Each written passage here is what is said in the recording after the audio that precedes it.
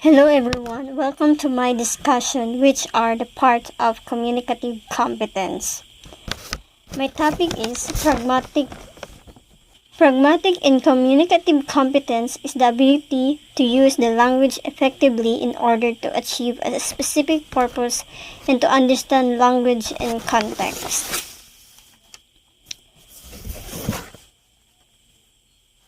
Next. Consider the following conversation. Phone ring. A 10-year-old child answered the phone. Stephanie. Hello? Voice. Hi, Steph. Is your mom there? Stephanie. Just a minute. Cups the phone and yells. Mom! Phone! Mom. From the upstairs. I'm in a tub. Stephanie. Returning the phone. She can talk now. Wanna leave a message? Voice. Oh, pause. I'll call back later. Bye. Pragmatic consideration allowed all three participants to interpret what would otherwise be ambiguous sentence. Is your mom there? Is not in a telephone context. A question that requires a yes or a no answer. Stephanie's just a minute confirmed to the caller that her mother was indeed home and let the caller know that she would either 1. Check to see her if she was home and 2. Get her to calm the phone. Stephanie's mom phone was easily interpreted by her mother as someone is on the phone who wants to talk to her. Mom's response otherwise a rather worthless bit information. In fact, informed Stephanie that she was indisposed, which was then conveyed to the caller. The caller didn't explicit respond no to Stephanie's offer to message but implicitly did so with I'll call back later. Undoubtedly, it's these kinds of pragmatic elements that drive L2 learner crazy.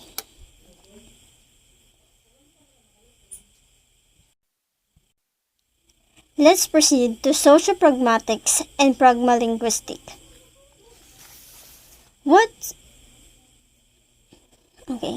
Sociopragmatics.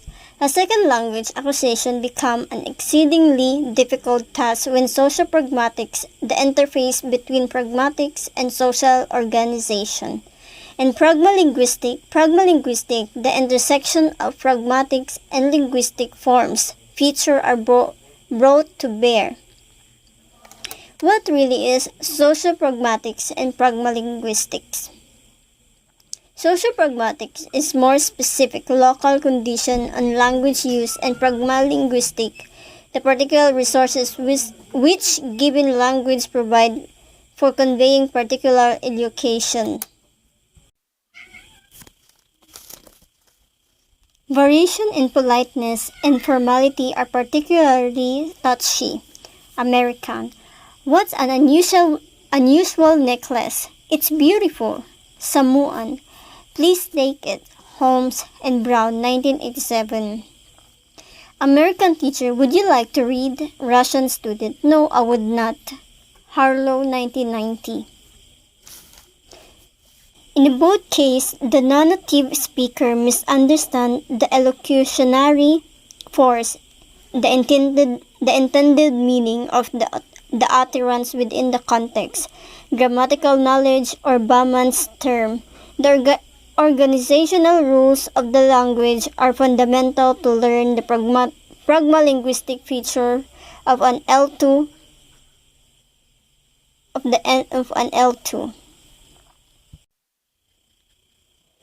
These are the following examples.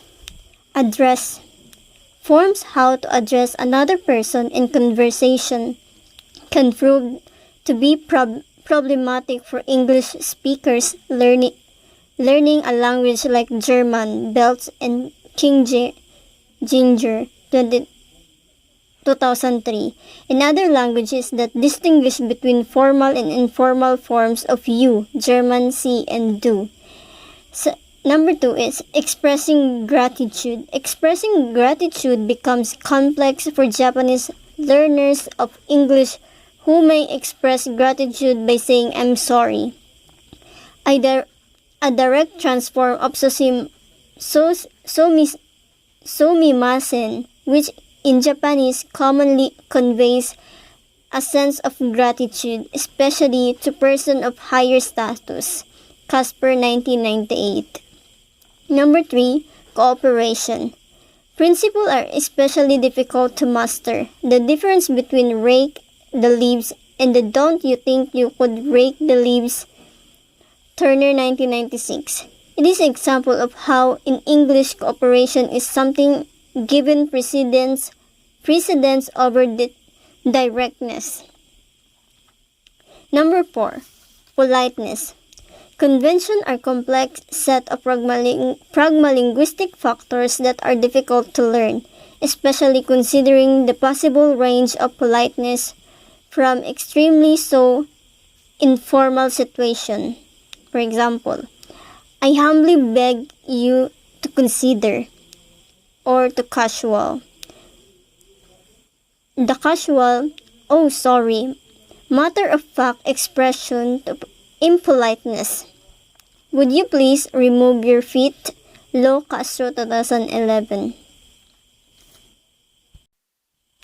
We're now in language and gender. Language and gender is one of the major pragmatic factors affecting the acquisition of communicative competence in virtually every language, and one that has received considerable attention over the last few decades is the effect of one's sex on both production and reception of language.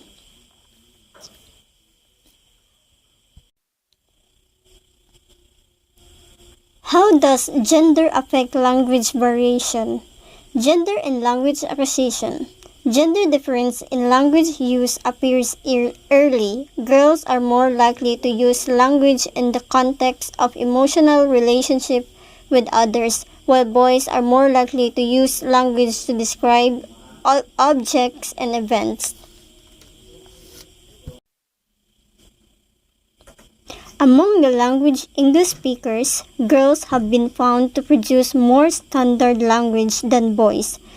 Women appears to use language that express more uncertainty, hedge, tag question, rising intonation on the declarative, etc., than men, suggesting less confidence, they say. Men have reported to interrupt more than women and to use stronger expletives, while the latter use more polite forms.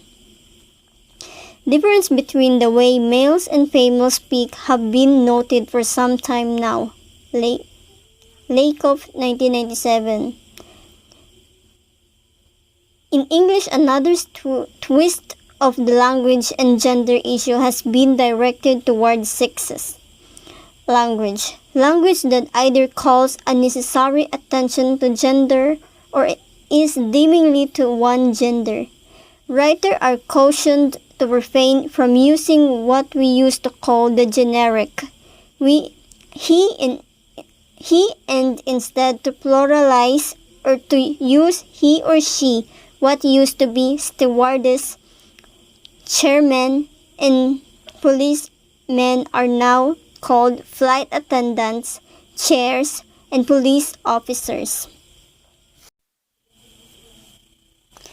It is no longer considered appropriate to address a married woman as Mrs. Robert Wilson, which is tantamount to consider the Mrs. as being owned by the husband. Fortunately, the research of linguistics like Janet Holmes, Robin Lakoff, and Deborah Tannen has called the attention of public such as sexism, and we are seeing signs of the decline of this sort of language.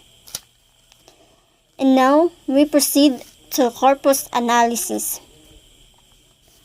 Corpus analysis, a branch of discourse analysis that has experienced phenomenal growth and in interest over the last decade or so, is corpus analysis, also known as corpus linguistic, an approach to linguistic research to utilize computer analysis of language.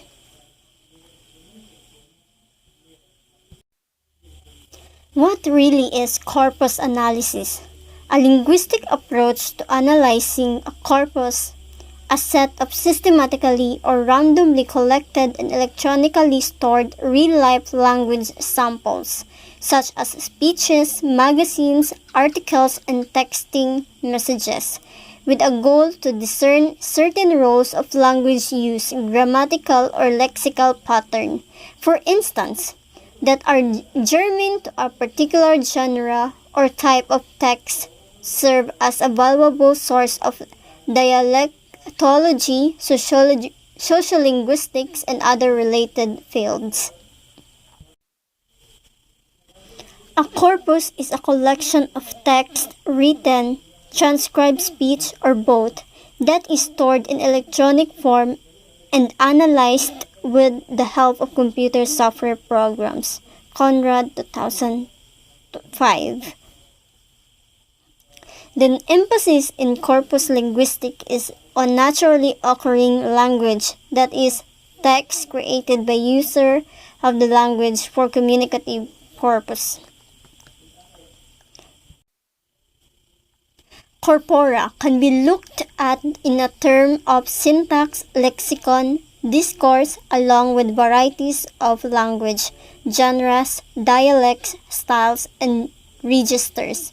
Corpora can consist of either written or spoken language and therefore offer tremendous possibilities for analysis of language across many different genres or types of language used within specified context. John, 2002. Silberstein, 2011. Corpora can be used to study language in all its forms and uses. In language teaching and learning, one of its most common functions has been to inform dictionaries, grammar books, usage manual, textbook, syllabus, tests, and other resources.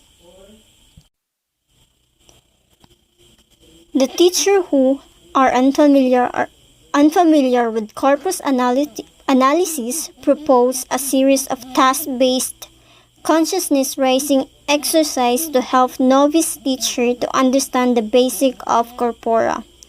Corpus analysis has already enlightened not only our L2 teaching methodology, but our understanding of the nature of discourse in general. That's conclude of my report. Thank you for listening.